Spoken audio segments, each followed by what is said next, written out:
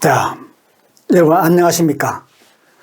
오늘은 오시캠프 카피라이팅 강의 5번째 시간입니다. 지난 1, 2, 3, 4 강좌들 잘 들으시고 복습도 하시고 이렇게 열정적으로 공부를 잘 하고 계신가 모르겠습니다. 오늘도 5번째 강의를 시작해 보겠습니다. 오늘은 광고 컨셉트, 즉 카피 메시지 개발을 위한 사회 트렌드 분석, 이런 제목을 달고 주제를 가지고 이야기해 보겠습니다. 다 아시다시피 광고는 철저하게 우리 현대 사회와 호흡하고 있습니다. 현대인과 같이 호흡하고 있죠. 그분들이 어떤 트렌드 속에서 살아가는지 그것을 간파하고 그들이 가지고 있는 그런 여러 가지 그 TPO라든지 관련되는 지식, 경향, 성향, 그 다음에 어떤 인성까지 포함해가지고 그런 트렌드가 무엇이 있는가를 잘 알아야만이 좋은 광고를 만들 수 있습니다. 그 다음에 좁게 들어가서 광고 컨셉트를 잘 개발할 수 있다는 것이죠. 우리가 샤프니스, 날카롭다는 말을 많이 쓰지 않습니까? 그죠? 날카로운 그런 광고, 그런 카피를 만들기 위한 기본적인 영역 지식들. 현대인이 어떤 생활, 어떤 사회 속에서, 어떤 생각 속에서, 어떤 패션 속에서 살아가느냐 하는 것을 알아보는 그런 시간이 되겠습니다. 학습 목표는 사회 흐름, 소셜 트렌드의 개념과 종류에 대해서 이야기할 수 있을 수 있고, 비즈니스 창의성의 개념을 확장할 필요가 있다. 그래서 현대인들이 갖고 있는 여러 가지 생활 문제가 많이 있지 않겠습니까? 거기에서 어떤 해결책을 찾아낼 수 있겠느냐, 그 에피소드가 뭐냐, 이런 것들을 개발하고 발굴해내는 게 중요하다. 그렇게 함으로써 광고 관련 카피를 잘 쓸 수 있고, 또 우리가 여러 가지 광고 사례를 많이 보여드릴 텐데 그 광고, 어떤 광고 속에 어떤 트렌드를 반영한 카피들이 있는지 그런 것들을 학습할 수 있게 해보겠습니다. 우리가 먼저 해류가 있던 사회 흐름이 있죠. 그러니까 사회 흐름이라는 것은 흐름입니다. 흘러간다는 이야기죠. 우리가 흘러간다 했을 때 물이 흘러가듯이 바다에 조류가 있고 해류가 있습니다. 그 해양 조류가 바뀌면은 어류가 바뀌죠. 어종이 바뀌면은 어선을 바꿔야 합니다. 그 어종에 맞는 배가 나와야 된다는 이야기겠죠. 그 어선이 바뀌면은 당연히 그 타고 있고 승선하고 있고 던질 그물의 종류를 결정해야 될 그 어부도 바뀌어야 된다는 것입니다. 그래서 사회 트렌드라고 하는 것은 단순히 멀리 떨어져 있는 별다른 나무 이야기가 아니고 광고하는 사람, 카피라이터가 가장 주목되어야 될 요소 중에 하나다. 그렇게 해서 비유적으로 사회의 흐름이라고 하는 것은 우리 지구상에 조류를 만들고 해류를 만드는 해류와 비슷하지 않느냐, 그런 생각을 해서 이렇게 비유적으로 한번 가져와 봤습니다. 다양한 해류가 있고 조류가 있습니다. 사회 흐름에 관심을 가져야 되는 이유는 좀 더 좁혀서 본다면은 우리 현대 사회는 거리와 가게에서 시대를 읽을 수가 있습니다. 거리와 가게는 끊임없이 지속적으로 손님들을 맞이해야 되고 거기서 비즈니스가 일어나고 있지 않습니까? 그래서 시대와 거리와 가게에서 철저하게 시대를 반영했기 때문에 거기서 우리는 사회 흐름이라고 하는 것을 우리가 찾아낼 수 있다. 그런 면에서 카피라이터는 사회 흐름에 지속적인 관심을 가져야 됩니다. 예를 들면은 혹시 여러분 알고 계십니까?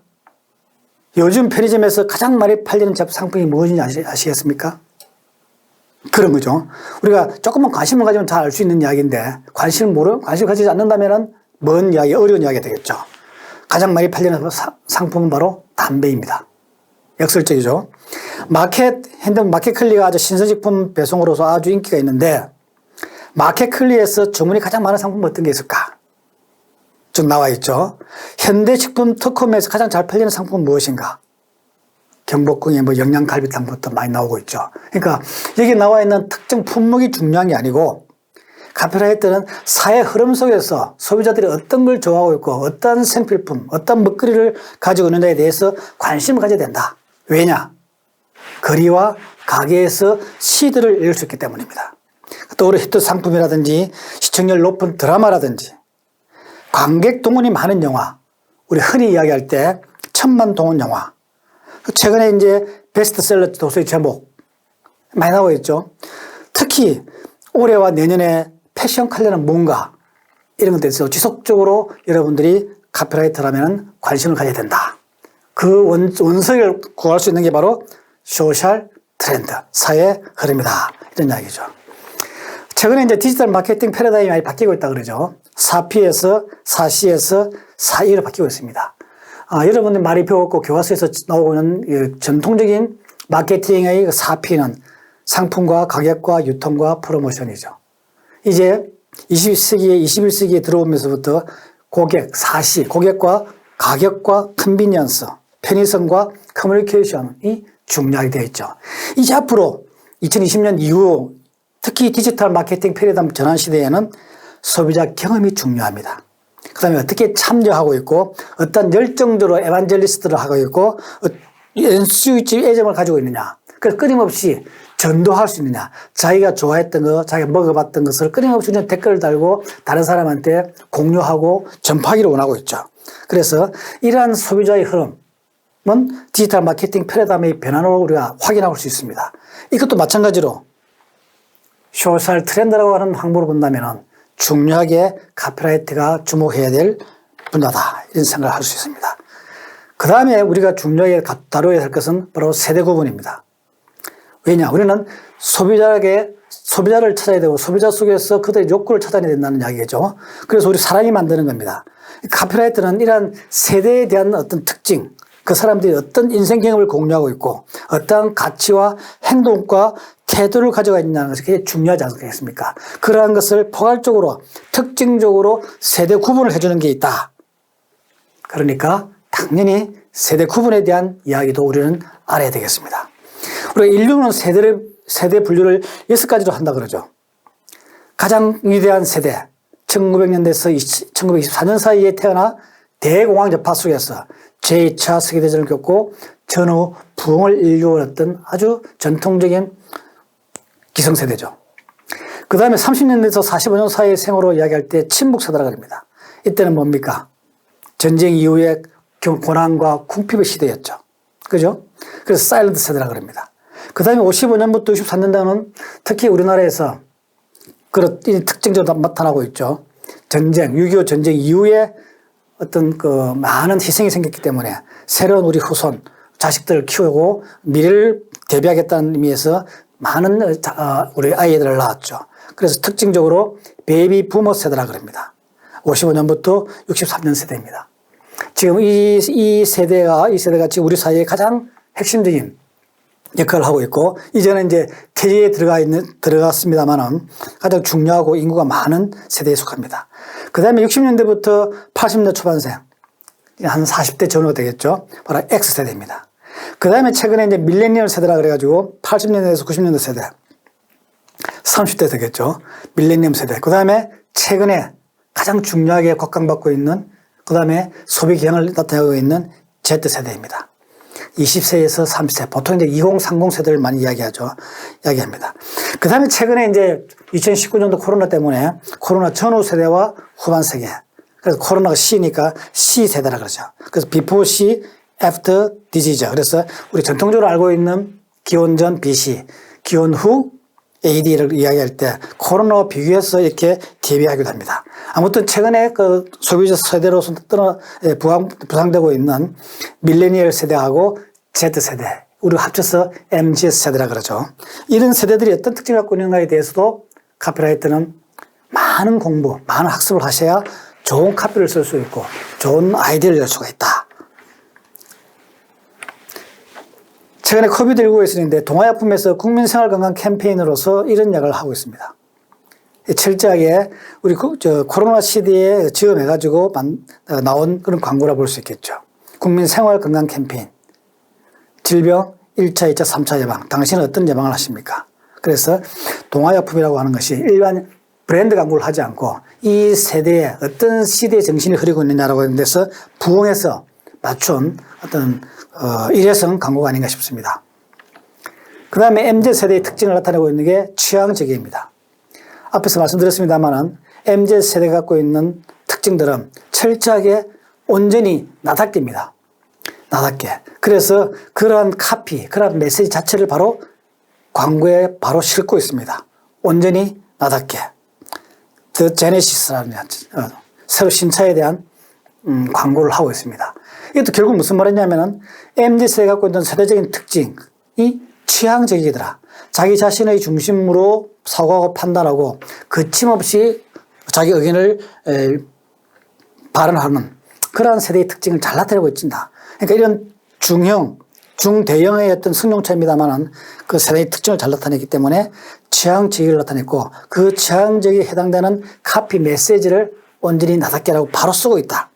카피라이터는 생활 속에 이 세대들이 무슨 언어, 무슨 단어, 무슨 메시지를 즐겨 쓰느냐는 걸 잘 간파한 그런 광고가 아닌가 이런 생각을 했습니다. 그 다음에 마찬가지로 가전제품도 그렇습니다. 가전제품도 대형 승용차뿐만 아니고 가전제품에서도 가전을 나답게 했습니다. 그러니까 제네시스는 온전히 나답게 했지만은 가전제품이기 때문에 가전을 나답게 해서 제품과 관련성을 주면서 카피 메시지의 연상효과를 줬다고 볼 수 있겠습니다. 그 다음에 최근에 보니까 밈의 생활화를 하고 있습니다. 밈은 다 아시죠? 밈 나중에 또 추가 설명할 기회가 있으시길 생각됩니다만 현 시대에서 유전자가 연속되듯이 문화적인 요소로서 우리 세대를 전해서 전파될 수 있는 유전되는 그런 독특한 문화 현상을 밈이라 그러죠.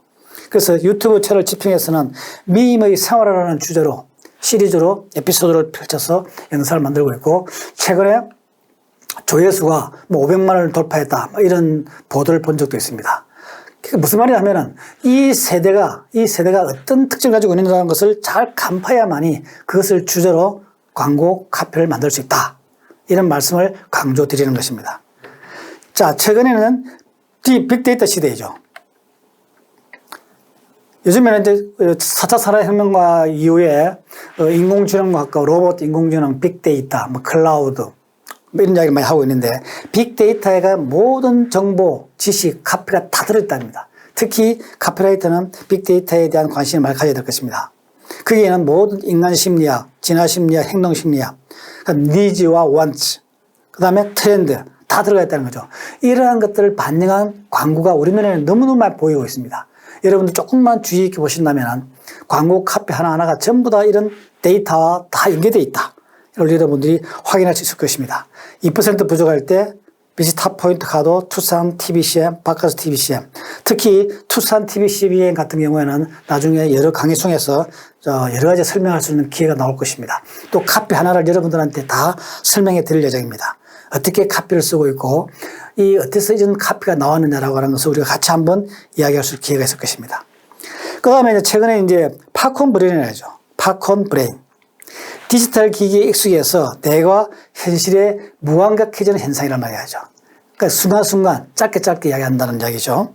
그래서 그 정보 과잉 시대에 다 흡수하고 소화할 수가 없습니다. 그렇다 보니까 정보를 선별하고 요약하기 위하고 그걸 요약을 돕기 위해서 많은 정보들이 제공되고 있습니다. 또 그런데 익숙하다 보니까 우리 스스로가 본의 아니게 우리 뇌가 깊이 사색하는 뇌가 아니고 팝콘 브레인처럼 순간순간에 즐기는 그런 어떤 분들은 브레인이 태화가 되겠죠. 태화된 상태를 우리가 꼬집어서 이야기할 때 이런 말이 나올 정도로 용어가 나올 정도로 세상이 바뀌었습니다.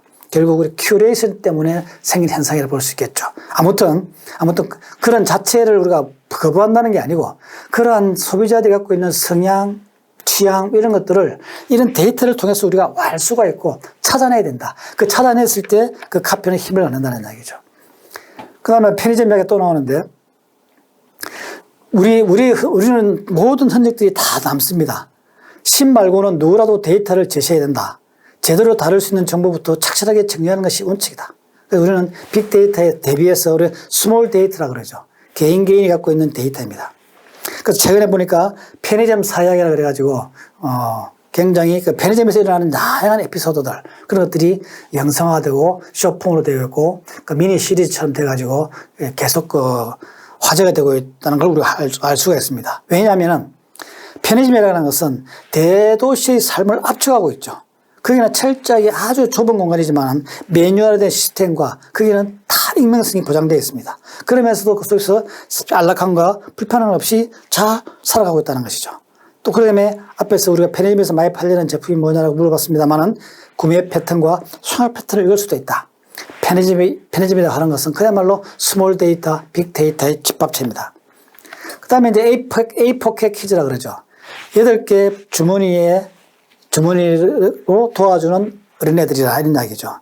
요즘에 이제 사실 많이 낳지 않지 않습니까? 그러다 보니까 삼촌과 이모와 고모, 할머니, 할아버지들이 용돈을 그 애들을 위해서 주고, 애들을 위한 선물, 그 다음에 여러 가지 교육비라든지 의상 구입비라든지 엔터테인먼트 요소였을 때 그분들이 다 도와준다는 얘기죠. 그래서 해보니까 삼촌, 고모, 할머니, 할아버지, 그 다음에 이모부, 이렇게 하면 주문이 8개 되지 않습니까? 그래서 A 포켓 키즈라는 말이 나올 정도입니다.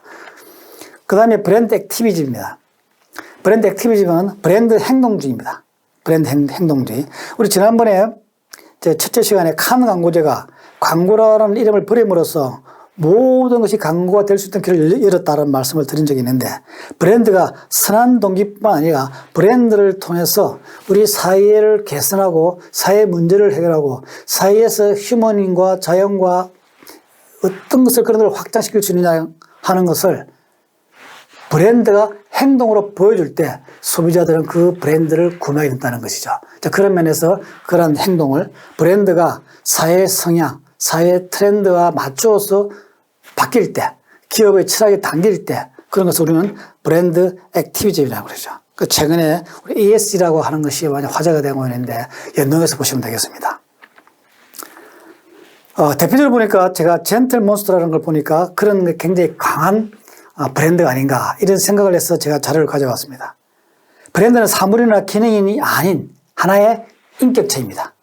마케팅에서 성숙하여 단순히 물건을 판다고 하는 마케팅이 중요한 게 아니고 미닝아웃과 가치 소비입니다. 어떤 의미 부여를 하고 어떻게 가치를 줘서 그 가치를 소비하게 하는가. 사실 젠틀몬스터는 안경인데 안경이라고 하는 것은 다 비슷하지 않습니까? 그게 차이가 있다면 디자인과 소재 정도 차이가 있겠죠. 그렇다면 그것에 만족하지 않고 그가 어떤 행동, 어떤 사회에서 진정성을 가지고 가치를 창출하고 그런 가치를 공유하려고 하는가 하는 그런 브랜드 액티비즘, 브랜드 행동주의에 맞췄을 때 소비자들은 젠틀몬스터를 선택한다는 이야기죠. 그런 면에서는 굉장히 시사적인 바가 크기 때문에 가져왔습니다. 그 다음에 또 우리 현대 트렌드, 소셜 트렌드 중에 하나로 제가 강조하고 싶은 것은 우상의 대중화입니다. 우리 우상은 셀럽을 받을 수 있죠. 스포츠 스타 될 수 있죠. 뭐 정치적이든 뭐 경제적이든 마케팅적이든 우상들이 있습니다. 특히 광고에서는 셀럽들, 유명한 탤런트라든지 영화에서 성공한 스타라든지 이런 분들이 우상이 될 수 있는데 그런 우상들을 놔주지 않습니다. 그 사람이 갖고 있는 이면을 파악해내면서 대중화시킨다는 얘기죠. 또 거꾸로 일반 대중, 보통 사람들입니다. 보통 사람인데 그 사람들을 어떻게 우상화해서 보여주느냐. 그죠? 우리가 소방관이라든지 여러 가지 사회적인 선행을 했던 사람들, 그죠? 선한 기부를 많이 하는 사람들, 이런 사람들에게 우리는 그분들이 갖고 있는 의미와 가치를 우리가 존중해주고 그런 사람들 우리 사회의 우상으로 받들고 상도 주고 시상도 하지 않습니까? 그런 이야기입니다. 보니까 이제 KB금융 같은 경우에는 박찬호가 요즘 유행하는 TMI입니다. Too much information이죠. 박찬호가 굉장히 대스타고, 그죠? 그때 근엄할 줄 알아 보이는데 사실은 KB금융이 관련되어 있는 여러 가지 정보들을 사람 따라다니면서 많은 정보를 전해주는 거죠. 다 알 수 있는 이야기임에도 불구하고 자기만이 아는 것처럼 해서 알려줍니다. 그래서 박찬호 갖고 있는 어떤 이면, 우상 뒤에 숨어 있는 대중의식이 갖고 있는 그런 의미를 끄집어내서 대중과 친근하게 한다는 이야기죠. 그런 면에서 KB금융은 좋은 사례를 만들지 않았느냐. 양준익이라든지 월드컵 여의 이슈라든지 뭐 그런 것들은 전부 다 우상화되어 있는 것을 다 발가벗겨서 대중과 똑같아 해서 친근감을 유도하고 그 친근감 속에서 브랜드 연상 효과를 추리는 그런 전략이다. 이렇게 볼 수 있겠습니다. 박찬호가 나오죠. TV CM입니다. 옆에 전혀 모르는 사람인데도 불구하고 은행이니까 은퇴를 막상 해도 할 일이 많습니다. 금융에 대해서 많은 공부를 해야 된다라고 하는 것을 이야기해 주는 것이죠. 굉장히 서면지고 소탈해 보이지 않습니까? 바로 우상의 대중화입니다. 그 다음 최근에 이제 ESG 시대라고 그러죠. 사회적인 기업의 시대입니다. 사회적인 기업의 시대. 그러니까 기업도 하나의 인격체죠. 법인이기 때문에 인격체입니다. 근데 그 기업이라고 하는 것은 기업의 이익만 추구하는 게 아니고 공유 가치를 창출해야 된다는 거죠. create shared value입니다. 공유할 만한 가치를 create, 창출해야 된다는 것이죠. 우리 작년에 그 광복 70주년이었죠. 있었는데, 우리가 영화 암살이라든지, 베타라든지, 이런 것들이 바로 쌍천만 시대에서 많은 우리 국민들이 호응을 받았습니다. 그 다음에 국제시장도 마찬가지였고, 그 다음에 KBS는 대한민국 합창대를 열었습니다. 그죠? 그래서 끊임없이 우리 사회가 공유해야 될 가치가 뭔지 이런 것들에 대해서 알려주고 그것을 이론하고 그것을 프로그램을 만들어서 대중과 소통하려고 한다. 최근에 이제 왕따 예방 캠페인에서 왕따 사회 문제로 많이 부각되고 있습니다. 그래서 친구 명찰 프로젝트라는 걸 만들어서, 그죠? 단순한 마케팅이 아니고 홍보 성격이 강한 그런 캠페인들을 하고 있다. 이런 이야기입니다. 그 다음에 최근에 보니까 그 성폭력 예방, 최근에 이제 많은 그 성인부터 시작해서 청소년까지 많은 성폭력에 대해 그 사고가 많이 나고 있는데, 그 신고할 때 이런 어려운 상황인데 보이는 112라 그래가지고 버튼만 누르면은 바로 성폭력을 당하고 있다든지 그런 예방이라든지 성폭력 사건의 그 범죄를 예방하기 위한 조치로서 젤기에서 한 캠페인으로 알고 있습니다. 그래서 보이는 112 이런 거죠. 그러니까 기업이든 광고회사든 브랜드든 간에 철저히 이익만 추구해서 이기주의적으로 살아갈 수 없다는 이야기죠. 철저히 사회와 공유하고 shared value, 공유해야 될 가치가 뭐냐는 걸 끊임없이 검토해야 된다는 것이죠. 환경, 윤리, 디자인, 기후해박, 최근에 기후해박도 마찬가지입니다. 그래서 카피라이터는 그야말로 박학다식해야 됩니다. 많은 분야에 대해서 관심을 가지고 공부를 하셔야 된다. 최근 또 이제 스낵컬처라고 그러죠. 스낵컬처. 뭐 이런 많이 알려져 있죠. 그러니까 그야말로 스낵이 가볍게 먹는 거죠. 그러니까 문화가 가볍게 먹을 정도로 심플하고 가볍게졌다. 이런 이야기겠죠. 그 모바일, 특히 이제 이것은 매체 환경과의 변화와 연관동되어 있다 볼 수 있는데, 모바일 환경에 최적화된 간략한 스토리라고 소비한다는 이야기죠. 출퇴근 시간이나 점심시간, 짜투리 시간에 활용해서 즐기는 모바일 콘텐츠다. 이게 그야말로 대세가 되어 있죠. 이런 대세가 바로 나중에 나오겠습니다만은 숏폼이라든지 릴스라든지 이런 데서 활용화되고 있고, 틱톡이 대유행인 이유도 우리가 이런 데서 알 수가 있겠죠. 이런 스낵컬처 시대의 확장판이다 볼 수 있겠습니다. 여기 나오죠. 틱톡에서 월 이용자가 16억 명입니다. 유튜브에서 쇼츠라고 그러는데 15억 명, 메타에서 릴스라는데 자료를 공개하지 않았습니다. 그러니까 우리 현대 소비자들이 왜 이런 짧은 숏폼 영상을 즐기고 그런 데서 많은 소비를 하느냐에 대해서 카피라이터는 관심을 좀 가져야 된다. 그래야 거기에서 좋은 메시지들이 가벼워질 수 있다. 그렇다는 이야기입니다. 틱톡 나와있죠. 틱톡의 글로벌 이용자가 5억 명이라고 그럽니다. 5억 명인데 그 중에 66%가 25세 미만의 디지털 MZ세대입니다. 이 DZT를 쓰니까 오자가 아니고 디지털 세대라는 것을 상징적으로 나타내는 그런 언어 표현이 될 수 있겠습니다. 그 다음에 또 최근에 이제 우리 사회가 굉장히 각박해졌고 이제 경쟁이 치열해졌습니다.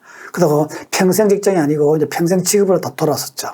그러다 보니까 철저하게 젊었을 때 빨리 재정적으로 독립하고 은퇴 생활을 빨리 가지겠다. 그래서 FIRE, Financial Independence Retire Early, 재정적인 독립, 은퇴는 빨리, 이런 말이죠. 그래서 자기 재정적으로 빨리 독립해서 여생을 편안하게 지내겠다. 그런 이야기 되겠죠. 이것도 우리 사회가 갖고 있는 전체적인 어떤 각자 도성의 분위기, 그런 시대의 상황들, 이런 소셜 트렌드, 이런 것 때문에 생기는 어떤 면에서 하나의 부작용이죠.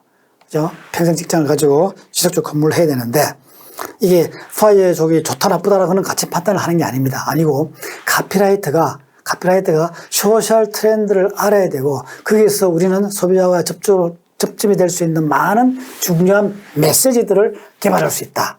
그래야 좋은 성공한 캠페인을 만들 수 있기 때문에 그렇다는 이야기입니다. 개인과 사회는 시대적 흐름을 이길 수 없기 때문입니다. 그죠? 할머니의 열풍, 식품의 강타고 할머니들이 좋아하는 음식들, 그 열풍이 젊은 세대가 어른이 따라가는 게 아니고 할머니, 기성세대가 갖고 좋아하는 것을 젊은 세대가 따라갈 수 있다는 이야기죠. 그래서 MZ세대가 신선한 할배 푸드를 찾아가더라.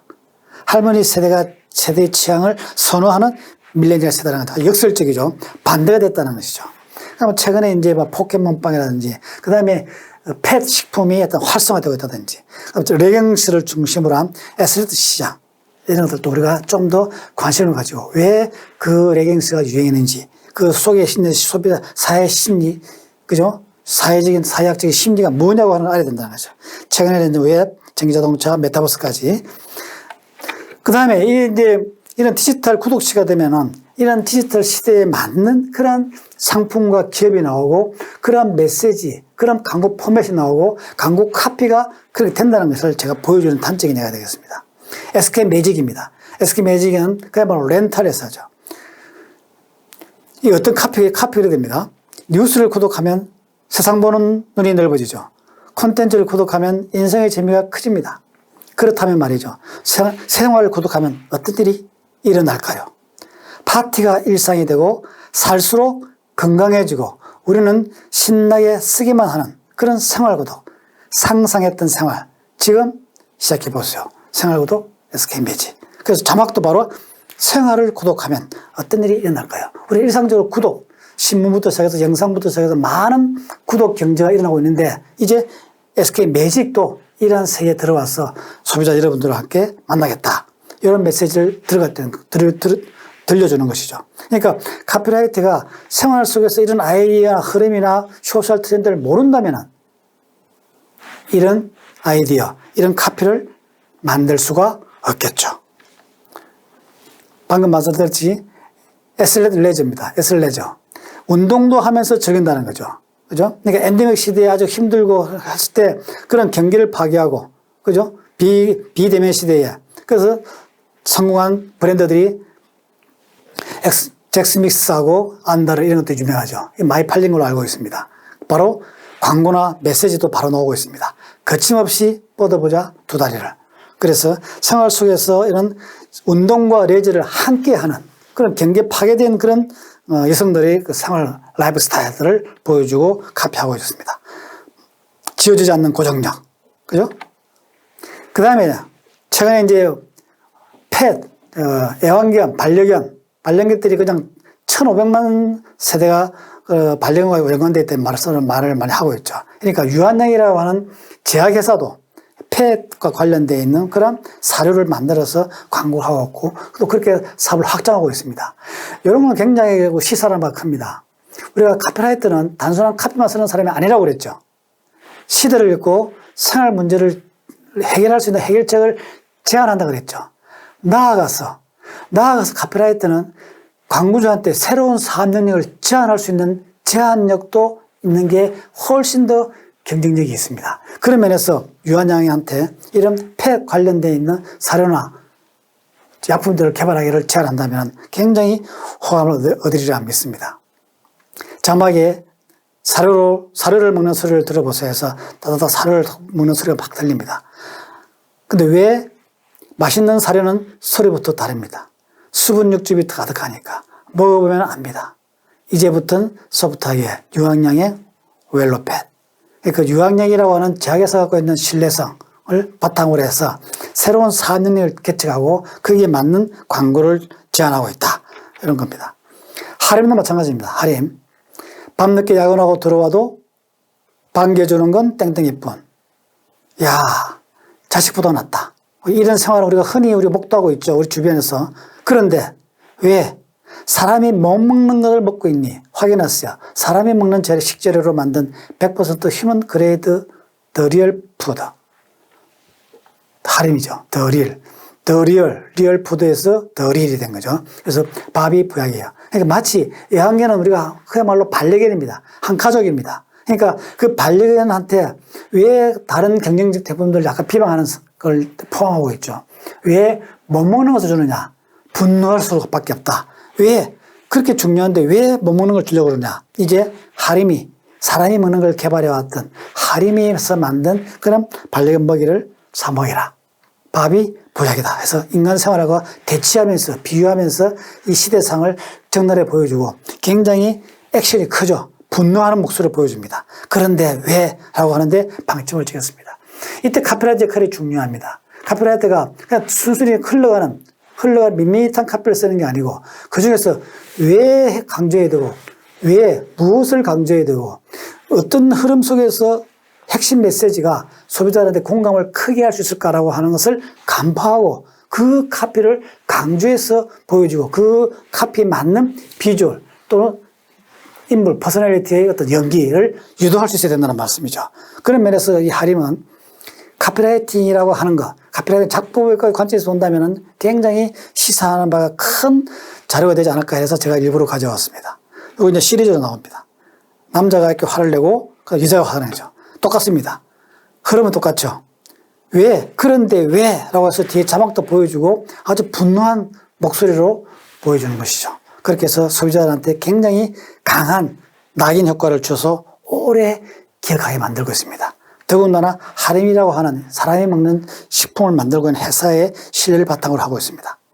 더군다나 바비 보약이라고 하는 우리가 흔히 알고 있는 그런 메시지를 알고 있기 때문에 공감이 커진다는 것이죠. 그 다음에 최근에 웹 3.0 시대라고 하는 사회 트렌드, 소셜 트렌드가 있죠. 1일, 2일에 더 지나간 거고 3.0은 개인화되고 지능화된 앱으로 인하여 개인이 중심에서 모든 것을 판단하고 추론하는 방향으로 개발된다는 이야기죠. 카피라이터는 그야말로 웹 3.0이라고 하는 거대한 해류, 거대한 소셜 트렌드, 그 파고 속에서 잘 타야 된다는 것이죠. 그랬을 때 우리 앞에서 말씀드렸던 취향도 나오고 개인 취향도 나오고 맞춤형이 나온다는 거죠. 우리는 웹 3.0 시대에 살고 있다. 이런 것을 절대 명심하고 거기서는 철저하게 개인 중심이다. 그 다음에 제가 이제 생각난 도 좀 써봤습니다만, 티켓몬스터 그룹은 M쇼핑, 유메포에 해서 우리 사회에서 공구, 그 다음에 인터넷 쇼핑, 이런 것들이 많이 나오고 있지 않습니까? 그런 세대에서 무엇이 중요한지, 어떤 현상이 생기는지, 최근에 해외 직구가 많이 있다 그러죠. 또 해외 직구와 관련되어 있는 부가 산업들도, 부차 산업들도 많이 발달되고 있습니다. 그 다음에 최근에 이제 버추얼 인플루언서라 그래서 많이 나오고 화제가 되고 있죠. 신한라이프에서 로지라든지, LG전자의 김레아라든지, 스마일게이트의 한주아라든지, 그 다음에 한주아 같은 경우에는 YG 엔터테인먼트 소속으로 들어가서 소속 셀럽이 돼가지고 각종 광고 활동에 메인 모델로 등장하고 있습니까? 그러니까 이런 웹 3.0 시대라든지 기술 개발 시대라든지 4차 산업혁명 이후 시대에 이제는 본래 자연의 어떤 인간의 이 모델로 나오는 게 아니고 버추얼 인플루언서를 개발해서 인간과 똑같이 행동을 만든다는 이야기죠. 그래서 메타버스처럼 새로운 세계, 해질 세계에서 가상 공간으로 들어가서 새로운 영역을 개발함으로써 새로운 세계를 열어주고 그 다음에 그야말로 엔터테인먼트라고 하는 새로운 가치를 만들고 있다. 이런 것도 굉장히 우리한테 시사하는 바입니다. 그러니까 우리 카피라이터는 이러한 사회 흐름 속에서 우리 발상인도 좀더 경계를 파괴하는 도발적인 실험적인 것들을 많이 해야 된다. 그래야 좋은 카피, 샤프니스가 있는 강력한 카피 메시지를 개발할 수 있다. 언론에서는 경계 파괴라고 하는 개념을 바로 써서 선을 넘어도 괜찮아라는 말로 썼거든요. 선을 넘어도 괜찮아. 월런뱅커. 그러니까 실제 현실과 가상. 그죠? 그 다음에 인터넷 오프라인에서부터 온라인까지 경계를 왔다 갔다 하라는 이야기죠. 요즘 사실 많이 보편화되고 있는 중입니다. 그래서 그런 시대 흐름을 잘 반영했다. 버추얼 인플루언서 나왔죠. 버추얼 인플루언서. 그 다음에 최근에 보니까 이 버추얼 인플루언서라고 하는 큰 사회 흐름, 소셜 트렌드가 있는데 그 흐름 속에 있는 그것을 직접 활용한 광고를 무신사에서 만들었더라고요. 이 보시면은 인간 유아인이 아니고 무아인이라고 나왔죠. 무신사의 유아인이 무아인이라는 거죠. 무아인. 그죠? 그렇게 해서 새로운 어떤 모델, 새로운 셀러를 보여준다는 것이죠. 그러면 우리 일반 소비자를 볼 때는 굉장히 뭡니까? 의외성. 그게 낯설죠. 낯설지만은 그게 우리 현상 속에서 버추얼 인플루언서 많이 봤습니다. 주위에 유사한 사례를 많이 봤습니다. 그런데 무신사에서 그것을 채용해서 무신사 유아인을 무아인으로 해서 새로운 모델로 대비시켰습니다. 그죠? 굉장히 낯설면서도 굉장히 친근하죠. 그리고 굉장히 앞서간다는 의미를 줄 수 있습니다. 더군다나 오늘날 같은 4차 산업혁명 시대입니다. 산업의 혁명이 일어나고 있는 시대에 이러한 비주얼적인 영상의 새로운 모습을 보여준다고 한다면 무신사가 갖고 있는 앞선 패션의식을 강하게 전달할 수 있으리라고 생각이 됩니다. 그래서 이 버추얼 인플루언서는 또 우리가 호감을 얻을 수 있는 이유 중에 하나가 멀티 페르소나입니다. 우리 인간은 다양한 페르소나를 갖고 있죠. 아침에 다르고 아침에 나의 자신의 모습, 낮의 모습, 저녁의 모습이 다르지 않습니까? 그죠? 그 다음에 누구를 만나고 어떤 비즈니스 할 때냐, 집에 와서 가족의 일원으로서 생활할 때의 모습이 다 다르지 않습니까? 그래서 인간은 기본적으로 멀티 페르소나를 갖고 있다. 그런데 거기서 현실과 가상세계도 똑같다는 이야기죠. 결국 페르소나의 확장으로 볼 수 있다. 그렇게 볼 수 있겠죠. 그런 면에서 패션업계에서는 이런 가상인간을 화두로 해서 과감하게 도입하고 있고, 더군다나 밀레니얼 세대, MZ 세대가 선호하고 일광하는 분야이기 때문에 적극적으로 받아들이고 광고에 활용하고 있다. 이런 이야기를 여러분 카피라이터가 주의 있게 학습했으면 좋겠습니다. 그 다음에 이제 소셜 트렌드 중에 하나가 이제 엔터테인먼트 사회죠. 엔터테인먼트 사회라고 하는 것은 사실은 작년 올해의 문제가 아니고 벌써 10년 전, 2000년부터 이런 사회 현상이 있었죠. 그래서 프로그램의 예능화. 이제 개그맨이 나오지 않는 프로그램이 없습니다. 개그맨의 주가가 굉장히 올라졌죠. 모두 웃고 즐기고 떠들어야 된다는 거죠. 토크쇼도 그렇습니다. 그다음에 항상 편하고 재밌어야 되기 때문에 우리가 재밌다고 하는 걸 우리가 광고에서는 펀이라고 합니다. 그래서 펀 기법을 주고. 또 개그맨들이 잘하는 게 뭐냐면 반전입니다. 그냥 평상시에 일상의 언어를 이야기하고 있는 것 같아 보이는데 사실 대해서 반전을 시켜줘. 그래서 생기는 사회. 그 목적은 결국 뭐냐? 엔터테인먼트다. 먹방, 쿡방도 다 마찬가지로 볼 수 있겠죠. 그 다음에 이제 정통적인 스타일로 광고를 만들었는데 이 엔터테인먼트 사회라고 하는 소셜 트렌드 사회 흐름을 잘 반영하면서 전통적인 스타일로 만든 광고를 보니까 SOL 광고 같아요. 카피가 이렇습니다. 송으로 나오죠. CM송입니다. 으라차차, 라차차, 라차차, 여차차차 쭉쭉 나가보자. 벌써 리듬을 타면서 재밌죠. 그 다음에 으라차차, 차차 또 리듬을 타면서 재밌게 흘러갑니다. 그 다음에 SOL에서 브랜드를 연호시켜줍니다. 계속 반복 효과를 주는 것이죠. 다 함께 SOL. 그래서 계속 SOL 강조합니다. 그 다음에 으라차차, SOL. 그러니까 춤을 추고 즐거움을 주기 때문에 구체적인 메시지를 전달하기는 어렵습니다. 그래서 흥에 겹게 쉽게 같이 따라할 수 있는 리듬 있는 그런 것들을 주고 광고 카피를 만들었습니다. 이런 흐름, 이런 엔터테인먼트 사회라고 하는 소셜 트렌드에 대한 깊이 있는 이해가 없다면 이런 카피를 쓸 수가 없겠죠.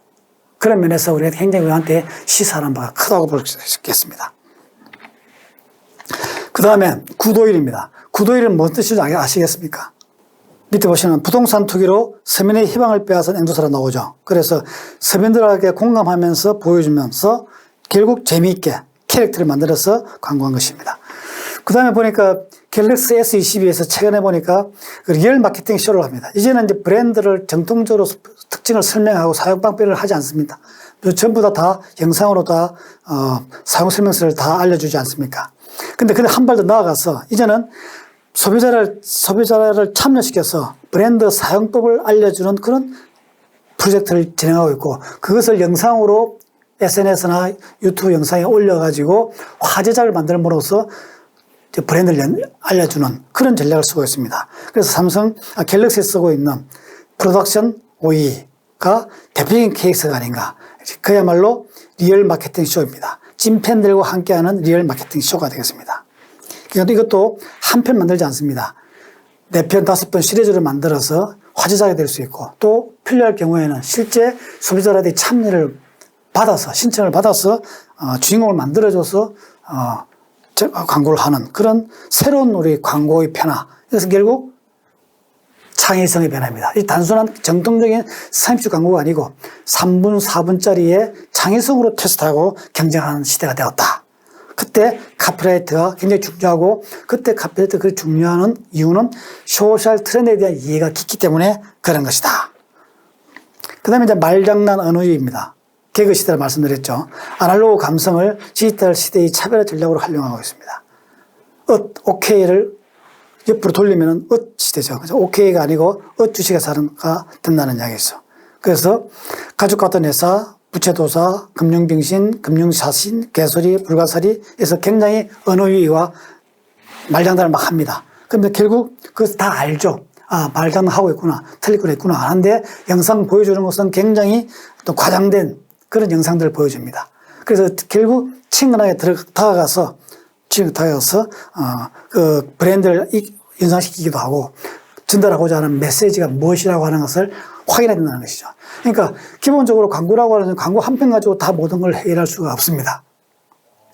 일단 광고에서 인지도를 올려주고 거기서 연상 효과를 줌으로써 상기 효과, 다음에 무언가 떠올리게 한다는 것이죠. 그게 비주얼이 됐든 카피가 됐든 그런 면에서 성공한 작품들이 아닌가 그런 생각을 합니다. 그 다음 최근에 이제 게임 시대죠. 게임도 참 많습니다. 작년에 대상을 오징어 게임부터 시작해서 한국 게임, 왕자의 게임 많이 있습니다. 인터넷 게임도 있고, 그죠? 그 다음에 영화도 있고, 드라마도 있고. 그러니까 게임이라고 하는 것은 우리 현대사회에 피할 수 없는 것입니다. 더군다나 이것의 좀 선한 게임, 좋은 게임이라 그럴까? 그 다음에 프로그램을 만드는 것이 바로 드라마나 TV 매체사에서 하는 프로그램들이 많이 있습니다. 그리고 게임과 오디션의 어떤 융합이 아닌가 싶습니다. 결국 서바이벌 오디션 게임을 통해서 경쟁을 통해서 서로서로 관심을 가지고 자기가 지지하는 어떤 사람을 정하기도 하고 그렇게 해서 관여도를 올리는 그런 것들입니다. 공모전 같은 것도 많죠. 이런 우리 현대 자본주의 사회에서 게임의 규칙이 있습니다. 그 게임의 규칙을 전란에 잘 보여주는 것이 바로 게임입니다. 스포츠도 마찬가지고요. 그래서 이런 것들이 유행이고 이런 것들이 화제가 되고 있고 인기가 있는 게 아닌가 싶습니다. 왕자의 게임. 여러분들 잘 아시죠? 계략과 배신, 권력의 생존 게임입니다. 현대사회를 너무 적나라하게 이야기하고 있습니다. 중세의 경에 어떤 가상의 세계를 만들고 있습니다만 현대사회에 그대로 대치될 수 있는 바로 그런 간접 체험할 수 있는 그런 게임입니다. 헝거게임, 승자의 룰이 바뀐다. 판타지 액션을 해서 4부작씩 만들고 시리즈로 나오고 있죠. 오징어 게임, 넷플릭스에서 대화제가 됐죠. 그 다음에 최근에 이제 소셜 트렌드 중에 하나가 집단 지성사회입니다. 집단 지성사회. 아까 왜 삼정전 시대도 이야기했습니다만 참여 개방 공유의 시대이고, 그 다음에 집단이기 때문에 많은 사람이 많다는 거지 않습니까? 그죠?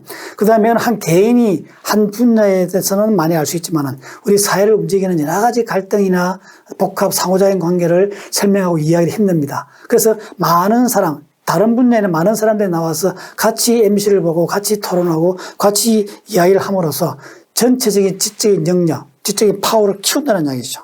그런 면에서 집단 지성사회가 갖고 있는 어떤 강점을 현대 프로그램이라든지 드라마라든지 많이 나오고 있지 않느냐. 바로 그러한 틈새, 그런 밑바닥에 흐르는 해류처럼 흐르고 있는 그런 소셜 트렌드를 카피라이터가 알아야 된다는 이야기죠. 그런 현상에서 많은 다양한 사례들을 제시해 놨으니까 추가 학습할 때 같이 한번 참여하시고 개인적인 취향에 맞는 것들을 추가 학습하기를 바랍니다. 요즘에 소녀시대부터 시작해가지고 올 댄스 가수 전부 그룹입니다. 그죠? 한 가수 한 사람이 춤추고 노래하고 그죠? 토크하고 랩하고 다 할 수가 없습니다. 장르를 나누고 그 다음에 파트를 나누어서 하기 때문에 그런 보여주면 그룹 가수들이 다 그룹화되어 있는 게 아닌가. 그런 것도 단순한 그런 영역에서 작품을 올리고 가수의 퀄리티를 높이기 위한 것뿐만 아니라 우리 사회 전체가 집단 지성이라고 하는 큰 어떤 무리에서 운영되고 있다고 하는 것을 부분적으로 반영한 게 아닌가. 그러한 것을 카피라이터는 간파하고 한 번쯤 생각을 해봐야 된다는 뜻에서 제가 던지는 메시지입니다. 리얼리티 추구입니다. 또 반대로 시뮬레이션 시대라고 해서 원문과 복잡할 차이가 없습니다. 시뮬레이션이 너무너무 섬세하고 하이 데피니션이잖아요. 너무너무 섬세하기 때문에 현실 이상으로 가상임에도 불구하고 뛰어난 디테일한 묘사를 잘하고 있습니다. 그죠? 원문과 복잡할 차이가 없습니다. 금방 기술이 개발됐다는 것이죠. 그러니까 오히려 역설적으로 리얼리티 프로그램이 더 화제가 되고 있고 그런 프로그램들이 틈새 시장에서 더 시청률도 높고 또 그런 틈새 시장에서 나오는 카피가 더 오래 기억에 남는 카피가 될 수 있다. 그런 것들을 우리 카피라이터가 알아채야 된다는 이야기죠. 진심이 전한다, 아프리카의 눈물, 우리 결혼했어요. 그죠? 이런 것들은 가상세계에서 아니고 현실에서도 강합니다. 리얼리티에서도 강하죠. 삼시세끼, 꽃보다 할배, 무한도전, 이런 것들은 현실 세계에서 더 간절하게 되고 그 공감이 크다는 이야기죠. 최근에 보니까 고등아빠라는 TV 프로그램, 드라마도 있는 것 같아요. 그러니까 우리 10대 성이 많이 하향되어 있습니다. 아래 10대 쪽으로 많이 성 문제가 많이 내려왔는데 그런 사회 현실을 우리가 부정할 수 없다는 것이죠. 그래서 이런 드라마 또 이런 어떤 사회, 소셜 트렌드를 반영한 게 아닌가. 이건 조금 확대 해석인지 모르겠습니다만 그런 생각들을 카피라이터는 할 수 있어야 된다. 그 다음에 그것이 아주 틈새식이고 낯설다 하더라도 낯설 때 실험적으로 도전하고 그런 메시지를 개발하고 카피라이팅을 한다면 굉장히 강한 메시지가 될 수 있다라고 하는 것을 말씀드리는 겁니다. 그 다음에 최근에 이제 공정사회, 새로운 정부 들어와서 정의와 공정 이야기 많이 하고 있습니다만 기본적으로 자본주의에는 3대 정신이 있죠. 자유경제, 기회균등, 사회주의 선제도 갖고 있습니다.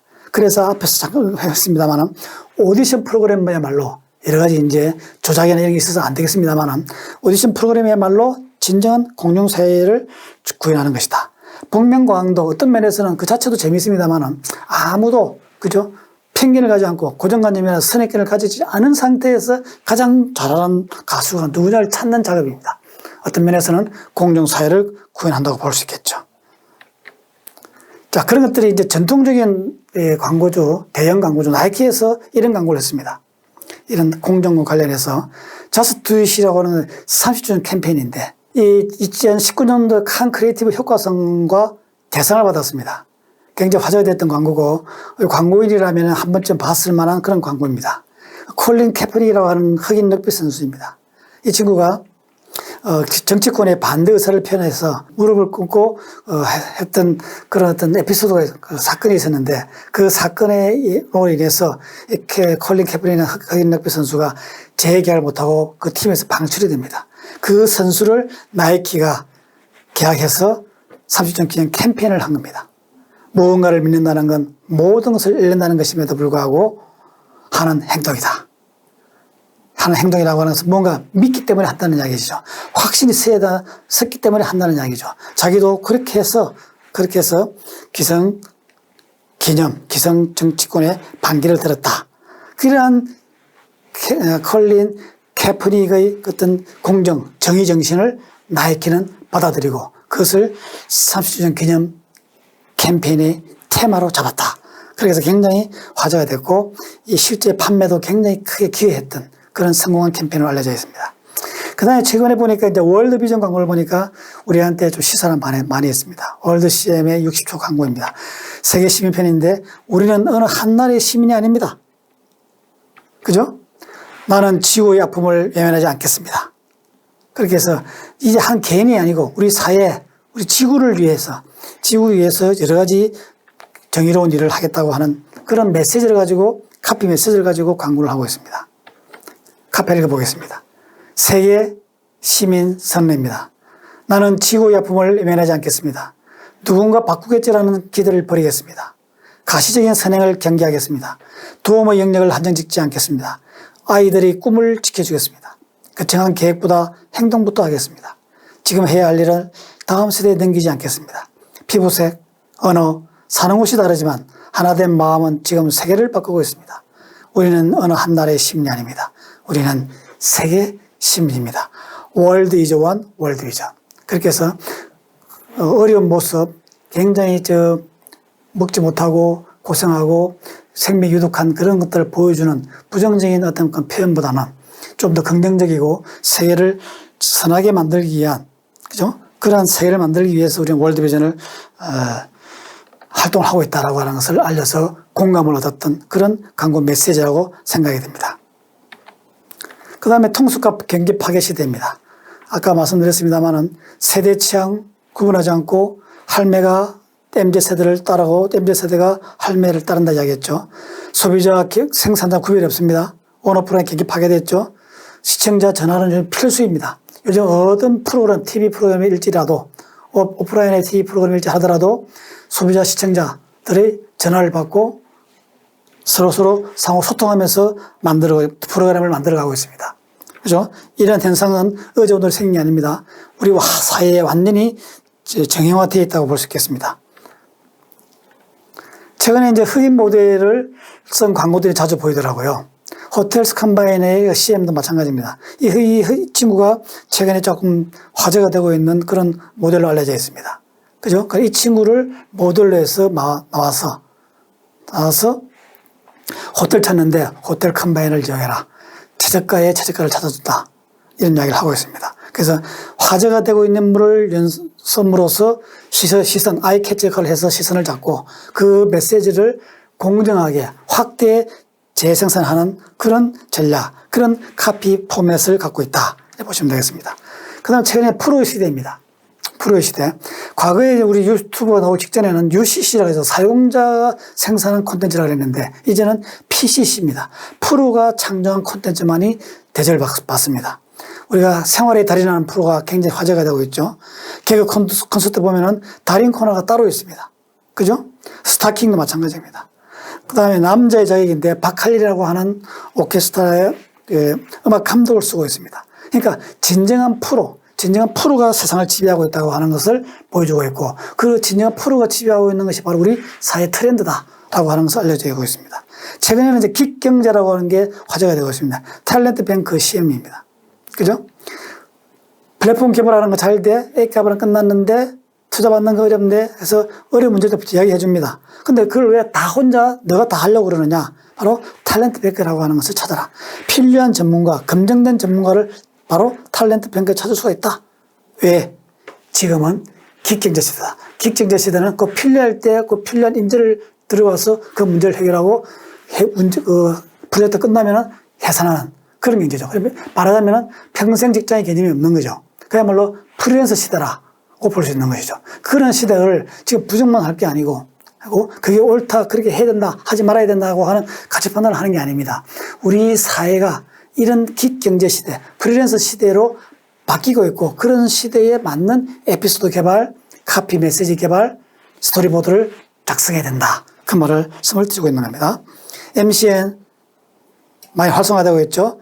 MC는 3C입니다. 채널, 컨텐츠, 커머스입니다. 그러니까 채널로서의 기능을 기본적으로 해야 되지만은 그게 우리 생활에 정보되고 있고 사회 소셜 트렌드를 이야기할 수 있는 그런 컨텐츠를 담아야 되고 거기에서 부가적으로 수익을 창출하는 상업성을 가져야 된다. 그런 의미에서의 MCN입니다. 그럼 테크놀로지 시대이죠. 테크놀로지가 개발되기 때문에 전혀 상상도 하지 못했던 많은 영상들이 나오고 있습니다. 가상현실, 증강현실, 사물 인터넷, 로봇, 3D, 그죠? 그 다음 홀로그램. 그 다음에 최근에는 이제 DOH에서 디지털 아웃 오브 홈, 디지털 5개 광고입니다. 그 디지털로 한 영상을 모든 타임스퀘어 같으면 타임스퀘어 광장에서 모두 한 모델로서 다 깔아버린다는 것이죠. 그래서 갤럭시가 그런 성공된 사례를 가지고 있는 건데 다음 기회 시간 있으면 한번 소개시켜 드리겠습니다. 그 다음에 정통 매체에서, 올드 매체에서도 인공지능이 그린 봄인데 오른쪽에 LG 광고를 보시면 이 그림이 있는데 이것이 사람이 그린 게 아니고 인공지능이 그린 봄입니다. 놀라운 일이죠. 이제 인공지능이 그린 봄이 바로 우리 광고의 주 소재로 쓸 수 있다. 아까 조금 전에 말씀드렸도록 DOH입니다. 이 타임스퀘어인데, 타임스퀘어 광장인데, 거기에, 우리 BTS의 런칭 광고할 때, BTS 영상을 모든 450개 정도 되는 그 타임스퀘어 광장 디지털 모니터에 싹 다 깔았다는 이야기죠. 굉장히 화려한 임팩트 있는 그런 영상이었습니다. 이것은 디지털 시대의 기술이기 때문에 가능한 이야기죠. 그런 시대에 대한 선도적인 입장, 적극적인 수용 자세를 카피라이터는 가져야 된다. 그래야 사회 흐름에 맞는 카피를 쓸 수 있다. 갤럭시 Z 플립 올해 광고했던 거죠. 이 영상 현장의 분위기를 여러분들이 좀 상상할 수 있을까 모르겠습니다. 굉장히 이런 영상들은 유튜브에 많이 올라가 있으니까 같이 한번 참고해 보시면 좋겠습니다. 그 다음에 테크놀로지 활용 시대에서 LG그룹은 인공지능을 가지고 광고를 하고 있습니다. 그 자체가 그만 우리 광고의 중요한 대중 커뮤니케이션의 중요한 주제, 중요한 아이템이 되고 있다고 하는 것을 알 수가 있죠. 그러니까 앞에 말씀드렸듯이 광고는 거리와 가게에서 시대를 읽고 그 시대 정신이 무엇이고 그 시대 정신의 사회 흐름, 소셜 트렌드가 무엇이라는 걸 알고 그 숨어있는 심리, 사회학적 메시지, 즉 미닝과 가치를 발견해내는 사람이 바로 카피라이터라는 이야기입니다. 그렇기 때문에 소셜 트렌드에 관심을 많이 가져야 된다. 그 다음에 인공지능입니다. 인공지능을 소재로 해서 만드는 것입니다. 현대차에서 만드는 광고죠. 그 다음에 SK 이노베이션을 만드는 것인데, 그린 에너지입니다. 그래서 이렇게 보석상이 만들어나는데, 이 광고는 그게 잘 만드는, 크리에이티브가 뛰어난 광고는 아닙니다만은, 테크놀로지 시대에 사회 흐름을 활용한, 그것을 소재로 한 광고라는 측면에서 제가 소개해드린 겁니다. 아이들이 그린 지구의 미래가 되길 바란다. 그 다음에 모빌리티. 그죠? 모빌리티도 굉장히 중요하죠. 자율주행 모빌리티. 그러니까 이러한 광고 속에서, 광고에서 바로 시대 정신을 읽어야 된다. 그 다음에 이런 걸 표현할 때 이게 자동차, 모빌리티 자동차지 않습니까? 자동차인데 자동차가 우리 일반적인 승용차가 아닙니다. 그죠? 이제 움직이는 엔터테인먼트 공간입니다. 모빌리티라고 하는 게. 그러니까 차 모양이 달라지고 이제 전기차를 쓰게 되고 그 다음에 내연기관이 없기 때문에 공간이 넓습니다. 그러니까 모빌리티, 이동 매체 속에서 무엇을 즐기고 어떤 엔터테인먼트, 소셜 트렌드에 맞는 행동을 할 수 있느냐 하는 것을 찾아내고 그것을 소재로 해서 광고 표현을 해야 된다. 이렇게 말씀드릴 수 있을 것 같습니다. 버추얼 스튜디오죠. 뒤에 우리 현지 해외로 갈 필요가 없는 거죠. 뒤에 영상만 다 바꿔주면은 다 해외에 갈 수 있다는 것입니다. 지금 이런 버추얼 스튜디오는 영화, 영상, 방송 다 쓰고 있습니다. 광고, 게임 다 포함되고 있습니다. 그 다음에 컴에서 일상의 디지털 A.com에서 나오고 있고. 그 다음에 이제 굉장히 속도 빠릅니다. 기술 개발되고 뭔가 금방금방 하고 이제 쇼폼이 되어 들어가야 되고 추락해야 됩니다. 그러니까 신조어 막 쓰게 돼. 신조어. 특히 이제 혼방, 혼술 많이 나오고 있죠. 득템, 뇌피셜. 많은 득템 많이 나오고 있고, 그리고 최근에 이제 화제가 되고 있는 게 카페인 증후입니다. 카카오톡하고 페이스북하고 인스타그램. 여기서 자기 개인의 일상을 자랑하고 과시한다는 것이죠. 그런 것들을 보고 그게 참여하지 못하는 사람들은 어떤 스트레스 받고, 그죠? 어떤 스트레스 받아서 자기 생활에 어떤 지장을 받을 수 있도록 하고 있다. 그래서 과잉된 자기 과제 욕구, 그런 것들을 우리가 카페인 증후라고 하죠. 이런 것도 굉장히 광고 소재로 활용한다면 굉장히 좋은 것들이 많이 나올 것 같습니다. 그 다음에 책에 이제 보면 이제 아까 취약어, 내가라쿠 배당 투쟁력이죠. 네이버, 카카오톡, 라인, 쿠팡, 배달의 민족, 당근마켓, 그 다음에 토스, 직방, 야놀자. 그래서 이런 것들이 아주 디지털 미래 성장 산업으로서 유니콘 기업으로 알려져 있죠. 그러니까 이런 기업들이 어떤 흐름을 가고 있고, 여기서 어떤 일이 벌어지고 있고, 어떠한 라이프 스타일, 어떠한 댓글, 그죠? 어떤 논쟁들이 일어나고 있는 거를 카피라이터는 좀 더 관심을 가질 수 있다. 이 모든 걸 다 알아라고 하는 게 아니고, 이런 분야에 관심을 가져야만이 좋은 카피라이터 역량, 영역 지식이 큰 그런 큰 카피라이터가 될 수 있고, 광고주한테 사업을 제안할 수 있는 카피라이터가 될 수 있다. 현장입니다. 카페인 적은 나왔죠. 다 행복해 보이는데 나는 왜 우울한가? 절대 여러분들 그렇게 우울할 필요 없습니다. 자, 굉장히 오늘 양이 굉장히 많았습니다. 많아서 좀 빨리빨리 넘어왔습니다만은 여러분들이 좀 더 추가학습도 해보시고 사회 흐름이 얼마나 중요한 게 그래가지고 대표적인 사례로서 편의점 이야기를 했습니다. 이런 중요한 키워드들을 중심으로 해서 복습했으면 좋겠습니다.